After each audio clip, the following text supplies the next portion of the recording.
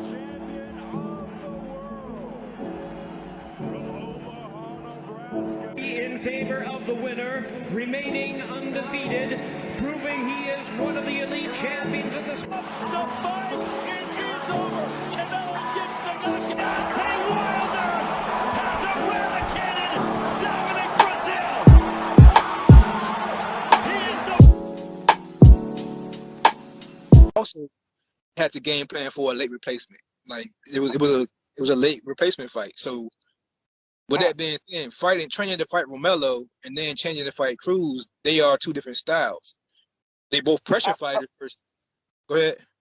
Well, I would say one thing that's being overlooked in this fight is that Tank is a small guy. He's about 5'4", and every time he gets in the ring, he's normally punching at a different angle. And I can see in the first half of the fight, it was giving him problems because he had to punch different, and you could tell it kind of threw him off. He wasn't used to punching down to a guy that much shorter than him, and I can see it took him a while to adjust to find his range and his timing because he wasn't used to throwing punches at that angle. So that's another thing I think people was overlooking. I think they didn't account for that because they thought by him being a taller man, the uppercut was going to be there to be there all night, and which it kind of was if he didn't break his hand.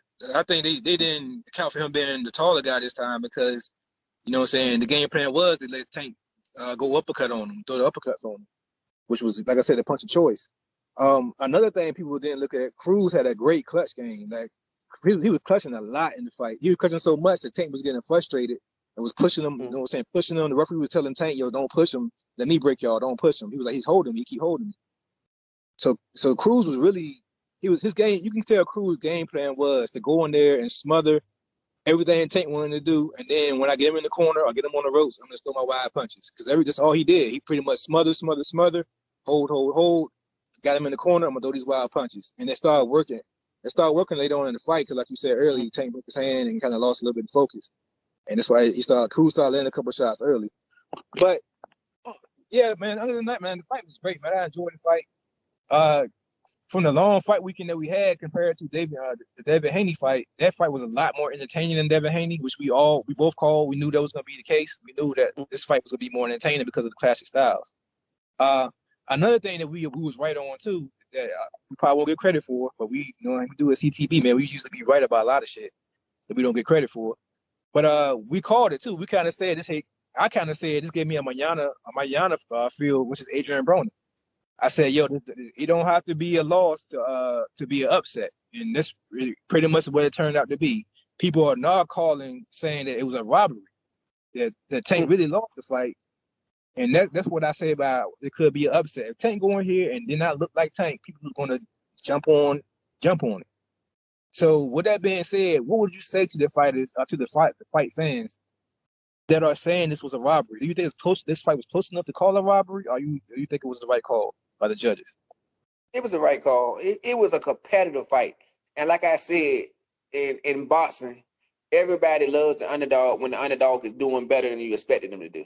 Exactly. Everybody loves the underdog in a boxing fight. So when you get in a fight and the underdog is doing better than expected, the first thing people want to call is for a robbery. And then people start seeing the fight a little differently. When it gets a little bit more competitive, and those rounds that some rounds that Tank probably still won, just because Cruz was giving some back, because you done jumped on the feel good underdog story. You want to get those rounds to Cruz.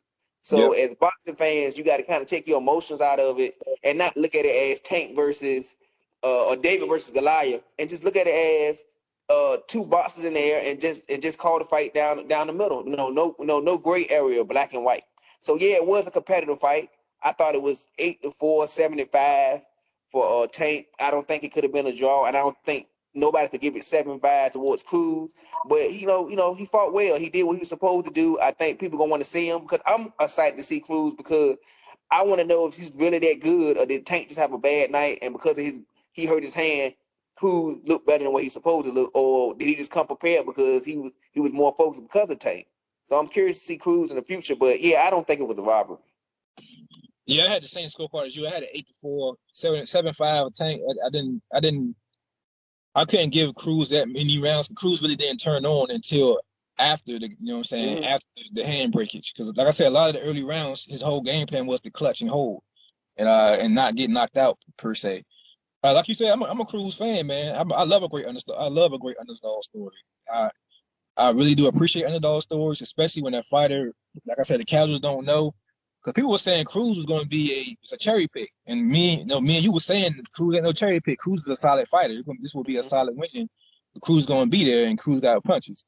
While we did both call for Tank to knock him out convincingly, we did say that it wasn't a knock against Cruz. It was pretty much just praise for Tank. But like I said, a great underdog story, man. This is what it is. Now a star was born. Now we have a new player in the 135 division. Cruz, in my opinion, Cruz is now a player in that division. And I made a statement against to you earlier, and I posted on a couple of Facebook groups earlier that, in my opinion, man, Ryan Garcia will get KO by Cruz, man. I think Cruz has the game plan, the right style, and the right punching power to possibly get a Ryan Garcia out of there. And I also said to you that you didn't agree with me on. I said I think he would beat JoJo Diaz also. What do you think about those two fights in that matchup? You think Cruz match up well with those two guys, or you think he should take a backseat to those two guys? I think he match up well. I think it'll be a competitive fight. I'm not gonna go on a limb and say he would beat those guys, but it wouldn't shock me. But like I said just a minute ago, I want to see it now. I want to see if that was just one night where Cruz was just everything was working right for him, and he was just focused on this fight. And maybe, like I said, we talked about it earlier. Tank was talking about Devin Haney. He was talking about Ryan Garcia. He was talking about the 140-pound division and all this other stuff, and his mind won't really focus on Cruz. And we said that everything in this fight had all the recipes for an upset. So it wasn't a shock that it was somewhat competitive. What I want to know is, was Cruz really that good? Or did maybe Tank just didn't come in as focused as we needed him to come in as? So I would like to see it. I think Cruz deserves a fight with Ryan Garcia or JoJo Diaz. So we can either give Tank a little bit more credit for his win, or maybe we could just say that guy just had one of those nights. One of my biggest fears about Cruz situation right now, I think he's going to turn into like a Ortiz situation with a heavyweight. You know how Ortiz looked great in some of his fights, and then he gave Wilder a run from his money, and now nobody wants to fight Ortiz.